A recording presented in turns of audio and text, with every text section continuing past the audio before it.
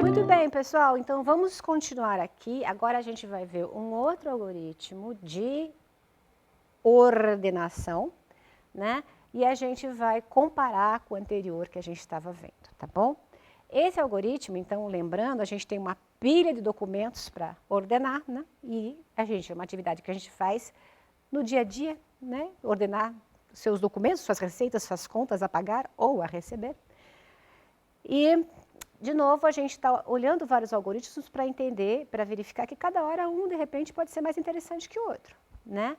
E porque, dependendo da atividade que a gente tem, as coisas se adaptam, a gente tem várias soluções e a gente tem que ver, então, para aquela tarefa, quão difícil é o problema e qual a melhor maneira de resolvê-lo, tá bom? Continuando, vamos ver o nosso algoritmo por inserção. O que eu quero dizer? Eu quero dizer, quem bolou o algoritmo chama de inserção. Por quê? Porque a gente, conforme vai varrendo a nossa lista, a gente pega o elemento e olha para trás e vê onde é que ele vai na lista. Em vez de a gente ir para frente, que nem a gente fazia com seleção, a gente vai para trás, a gente anda de marcha ré. Olha aqui, esse aqui é o nosso exemplo, né? A gente tem a nossa canetinha legal aqui. Essa aqui é a nossa lista, vários elementos não ordenados. Eu começo com 6. Eu vou para frente no sentido de que eu vou ordenando, mas a comparação, a seleção, lá a gente fazia a seleção do maior, agora eu vou de marcha ré. Olha aqui, começo com 6, né? Quando eu vou olhar de marcha ré para o 6, não tem nada. Não tem nada para trás dele, então ele já, digamos assim, está no lugar dele, né? Porque ele está, até o momento ele está no lugar dele. Aí eu vejo o 5, aí eu vou para o próximo, o 5. O que acontece com o 5? Na hora que eu olho para marcha ré, de marcha ré eu vejo que tem um cara que está maior que ele para trás. Então o que eu tenho que fazer? Eu tenho que trocar. Olha só, então tá vendo? Eu subi com o 5 e agora eu sei que aquele que estava na marcha ré era maior, ele tem que ir para frente, tá? Então o 6 vem parar aqui, nessa posição que o 5 estava. Agora, eu tenho que continuar para trás, que podia ser que tivesse alguém menor que o 5 para trás, né? No momento, quando eu chegar aqui, não tem ninguém para trás, aí o 5 já vem parar no lugar dele, tá? Então, o 5 vem parar no lugar dele aqui e troca. Aí, o 5 estava no lugar dele, eu já comecei a comparar com o 3. O próximo elemento depois do 5 no lugar dele é o 3, né? O 3, eu vou olhar, eu vou ver que o 6 é maior, eu empurro o 6 para o lugar do 3. O 5 é maior, eu empurro o 5 para o lugar onde estava o 6 antes. E agora eu abri um espaço para o 3. Continuei aqui, agora o 3 está no lugar dele, agora o próximo é o 5. Agora eu avanço para frente. Aí o 5, desculpa, o 1. O 1 é maior. Eu olho de marcha ré, o 6 é maior que o 1, empurro, o 6 é maior que o 1, empurro o 6 onde o 1 estava, empurro o 5 onde o 6 estava, empurro o 3 onde o 6 estava e abro uma vaga para o 1 entrar no lugar dele. Esse é o algoritmo que a gente já faz. Para quem a gente tem um documento que a gente está olhando e fala, esse aqui, ó, melhor. O legal, o que é interessante dele é que ele para a partir do momento que ele acha um que é menor que ele. Então, ele não precisa ir até o final obrigatoriamente. Diferentemente do que a gente estava vendo, que ele sempre vai até o final porque ele tinha que procurar. Pode ser que tivesse mais para frente, né? Um número. O anterior que a gente estava vendo de seleção. Esse aqui, a gente para um pouco antes, porque o que está para trás já está ordenado, porque a gente foi construindo ordenado. O algoritmo foi construindo aquilo ordenado. Tá? Vamos ver um exemplo. Pode ser que alguns de vocês mapeiem para esse exemplo para outros, tá? Olha aqui, eu tenho esse conjunto parecido com aquele, na realidade eu estou ilustrando com cartas para a gente ver esse caminho do passeio, ó. 6, 5, 2, eu tenho aqui 6, 5, 2, 8, 9, 7, certo? O que eu faço? A mesma coisa lá, o 6 eu vou olhar, ele já não tem ninguém para trás, né? Ele já é o maior, né? Ele já é o menor daquela pacote, e aí eu venho para o 5. O 5, então, eu subi com o 5 e vou comparar com o anterior. Comparar até quando? Até achar um cara que seja menor que ele. Quando eu achar alguém que é menor que ele, eu paro, porque eu já sei que é ali que ele vai ficar. Então, vejam que eu vou lá, comparo com o 5 com o 6, certo? E vejo que é menor, o que eu faço? Empurro o 6 para o lugar dele. Foi o que eu fiz aqui. E agora, tem mais alguém menor do lado? Não, agora eu posso baixar o 5, e agora o 5 está no lugar dele com o 6. Tá certo? E aí a gente pode continuar. Continuando aqui, a gente estava com o 5 no lugar dele, o 6 no lugar dele, e o próximo é o 2. O que o 2 vai ter que fazer? Eu vou comparar o 2 com o 6. Como o 6 é maior, eu empurro, como o 6 é maior, eu empurro o 6 para o lugar do 2, ó. Ele vem aqui e eu continuo. O 2 tem que chegar, eu tenho que ir indo de marcha ré até achar alguém que seja menor que o meu 2. No caso, eu vou achar o 5 também é maior. Eu comparo, empurro o 5 no lugar dele, e aí não tem mais ninguém, eu baixo o 2 aqui. Tá certo? Continuando, vamos até o final desse, rapidinho, porque já está acabando, já estamos mais da metade do array. Já pensou se fossem 3,1 bilhões? Vamos lá. Aí agora eu já fiz o 2, né? E eu tinha parado no 6, porque avançou. Agora é o 8. O que acontece com o 8? Quando eu olho, eu levanto o 8, vou lá e comparo com o 6. O 8 já é maior que o 6. Então, eu não preciso e não devo continuar, né? Eu falo, ah, legal, já estou no lugar dele. Eu posso devolver o 8 aqui para o buraco dele. Aí o 9, exatamente a mesma coisa. Eu vou lá com o 9, né? Vou lá, pego o 9, subo, comparo de marcha ré aqui.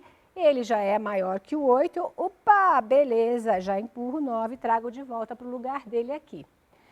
Perceberam? A gente faz isso para quem joga baralho, essas coisas. A gente costuma sempre já deixar mais ou menos ordenado. Então, a gente já aproveita que tem um conjunto ordenado, a gente pega aquela peça 9 e pum, põe no lugar. Pum, põe no lugar. Então, tá lá. Agora, a gente voltou no 7. Chegamos no 7. Vamos lembrar que a nossa CPU com a nossa seta vermelha, eles só enxergam uma janela de cada vez. Conforme eu estou mostrando e ilustrando aqui para vocês, conforme vocês estão vendo essas cartas aí, vocês estão tendo a visão geral.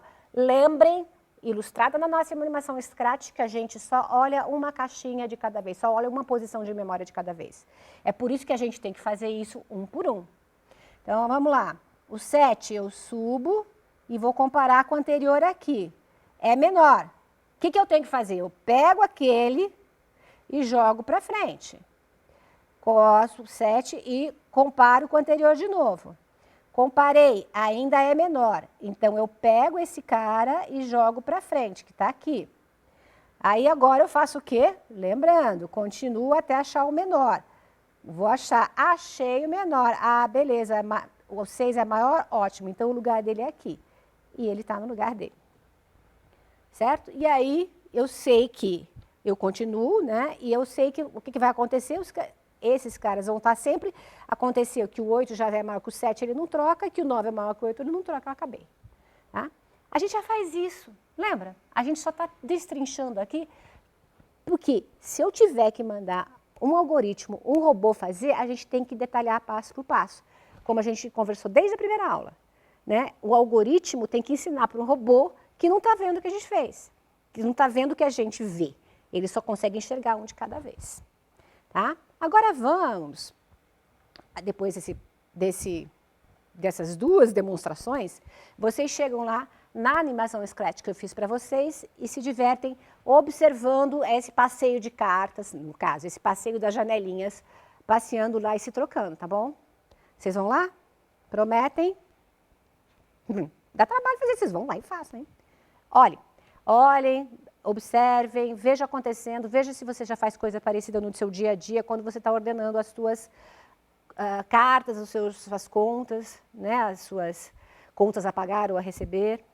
Tá bom? E esse é o nosso fluxo, nosso diagrama de fluxo do algoritmo. É esse daqui que a gente vai ter que traduzir, se eu for programar isso, né? Isso aqui é o que a gente já faz. Tá? Esse é o diagrama de fluxo que a gente já faz passo a passo, é o nosso algoritmo, passo a passo. A gente abstrai, a gente observa os padrões, vê que a gente está fazendo sempre aquilo, né? Identifica os padrões, como a gente repete, os nossos pilares, né? qual que é o nosso problema, pega os padrões, abstrai, e aí eu detalho passo a passo. Vocês já fazem isso no dia a dia. Essa tradução dessa figura aqui, eu posso fazer para uma tarefa do dia a dia, que você pode ensinar alguém a fazer, quando alguém está aprendendo a jogar um jogo de cartas com as crianças. Você tem lá um monte de jogo de mico que você pode sair ordenando, você pode fazer isso nas suas contas, pode fazer isso em qualquer coisa. Você tem que ensinar alguém para isso, você pode usar essa sequência aqui. Você pode fazer isso criando seu programa Python, você pode fazer isso criando seu programa Scratch, por aí vai. A ideia está aqui, o algoritmo está aqui. Entrada, aí eu vou variar, eu vou fazer o i passear de 1 até o tamanho da lista, porque eu vou até o fim, né? Vocês viram que eu saí do 6 e fui para lá no 9. E aí eu faço o item apontar para uma cópia de onde o valor aponta, aquela chave, né? Aquele valor que eu estou comparando que eu vou dar mais que eu vou andar de marcha ré. E ó, eu já faço J apontar, então eu começo lá no caso do primeiro, dos 6 das cartas, os 6, os dois eram 6, né? Do primeiro 6, eu vou apontar para o anterior. Da primeira vez, o anterior cai fora da lista, nem tem, tá? Então, J aponta por um elemento da lista, não, da primeira vez nem aponta, aí eu já caio fora, e aí eu faço o J apontar a posição, e eu já estou no lugar dele. E volto. Da primeira vez é assim. Da segunda vez, eu já fui mais para frente. Aí, aponta para um elemento da lista e o valor de J é maior? Não. O que aconteceu agora no final? O 8 e o 9 já estavam nos lugares deles. Então, eu volto e só avanço. Eu volto aqui, só avanço até chegar no final e continuar. Quando eu encontro alguém atrás que é menor, vamos lá. J aponta para o elemento da lista e ele é maior que o item que está lá? Desculpa, é menor? Então, o que você faz? Né? A J aponta e J é maior, então aquele que está anterior é maior do que eu estou apontando, né? A minha carta eu subi, aquela carta era menor, e o que eu tenho anteriormente é maior. Eu tenho que ir de ré. É aqui que eu faço ir de ré. Copio o conteúdo para a posição seguinte, vocês lembram que eu pegava a carta e tum, para frente? Eu copio o conteúdo e aponto para a anterior. Volto. Então, quando eu tinha que voltar várias vezes, eu estou repetindo esse loop várias vezes. Vou lá, comparo. Ainda é maior? Então eu copio, empurro a carta para frente e volto. Pronto. Acabou. Esse é o algoritmo que a gente fez. É só uma descrição com essa nomenclatura disso que a gente fez 2 vezes. Eu fiz lá no papel, naquelas figuras naquele slide branco, com aquelas figuras brancas, e fiz com as cartas. Esse aqui é mais uma vez. Já vimos, né? A gente faz isso algumas vezes. Bom, onde é que mora o perigo? Analisando isso aí. De novo. Quantos loops, quantos ciclos a gente tem que, no pior caso, né, a gente vai varrer? A gente tem que ir do começo até o fim, todos os N, e eu posso ter que ir e trocar todo mundo. Já imaginou a lista estar invertida? O que vai acontecer? Cada vez que eu vou para trás, eu tenho que empurrar todo mundo. Aí eu pego o próximo, de novo, está invertida, eu tenho que trocar todo mundo. Então, esse loop aqui, ó, vai fazer uma N vezes, e esse aqui também pode fazer N vezes. E, de novo, a gente chega no nosso N quadrado, de número de vezes que eu posso executar, que eu vou ter que trabalhar para poder colocar essa lista em ordem. Tá bom? Aqui nós temos o nosso resultado de um programa Python que eu fiz para vocês, disponibilizei no link, a gente vai abrir já, tá? Aqui, então, é a execução do programa. De novo, não vou detalhar, porque eu já fiz 2 vezes. Agora vocês sentam, né, e detalham aqui todo o processamento. Aqui, ó, eu mostro qual que eu estou processando, é 87. O programa que eu fiz tem um monte de implementações dessas. Eu fiz desse jeito para eu poder mostrar essas impressões para vocês poderem acompanhar se quiserem. Né? Peço que vocês façam isso, acompanhem aqui, vejam o slide mudando. Vejam a lista mudando, empurrando para frente. Planejei assim para vocês, tá bom?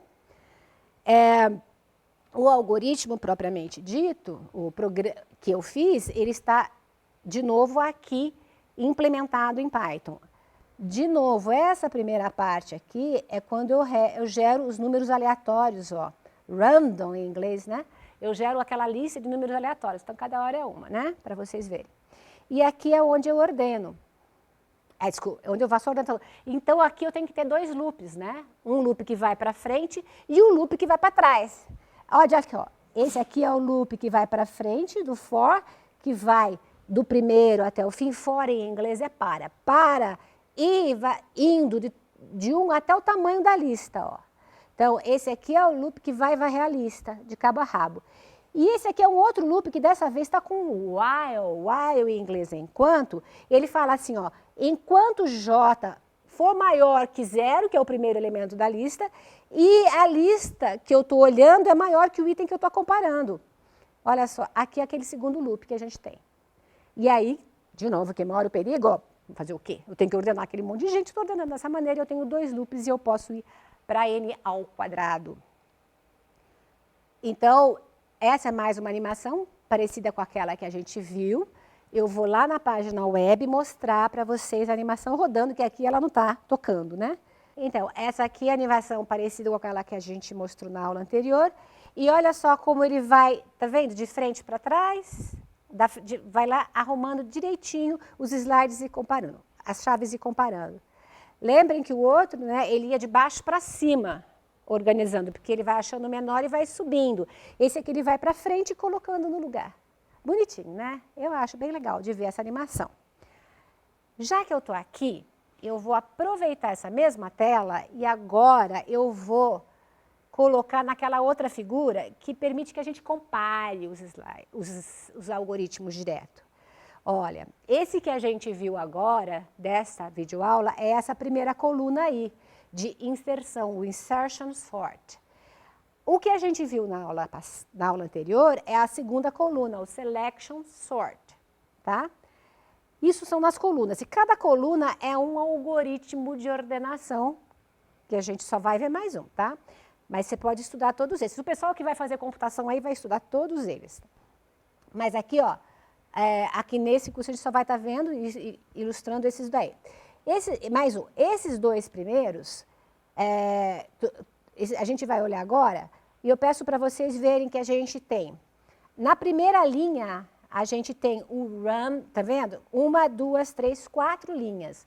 O que tem nessas 4 linhas? A primeira está dizendo random, ou seja, aqueles números lá estão aleatoriamente distribuídos. Podem ser qualquer um, como o meu programa está rodando, aleatoriamente distribuído. Na segunda linha, os números dentro da lista, eles já estão quase ordenados. Isso quer dizer o quê? Que eu tenho pouca movimentação para fazer na hora que eu estiver ordenando. Poucos passeios para fazer. Tá? Na terceira linha, está dizendo que está invertido. As chaves estão dadas invertidas. Então, eu tenho que ordenar em ordem crescente e o que eu tenho que fazer é transformar um conjunto de elementos que já está em ordem decrescente para crescente, ou vice-versa, né? E a última linha quer dizer que eu tenho poucas chaves únicas. Então, é tipo assim, em vez de ter valores de 0 a 100 aleatoriamente distribuídos, eu posso ter valores de 10 em 10. Tem um monte de 10, um monte de 20, um monte de 30. Então, quer dizer que tem poucas chaves para comparar. Então, veja esse que a gente viu agora. Se eu tenho um monte de 10, de valores 10, quando eu chego num primeiro, eu já não vou... se eu tinha o 11 e comparo com 10, eu já paro no primeiro. Não preciso sair comparando nem com aquele monte de 10 e nem com o monte de 9 que possa ter antes, tá?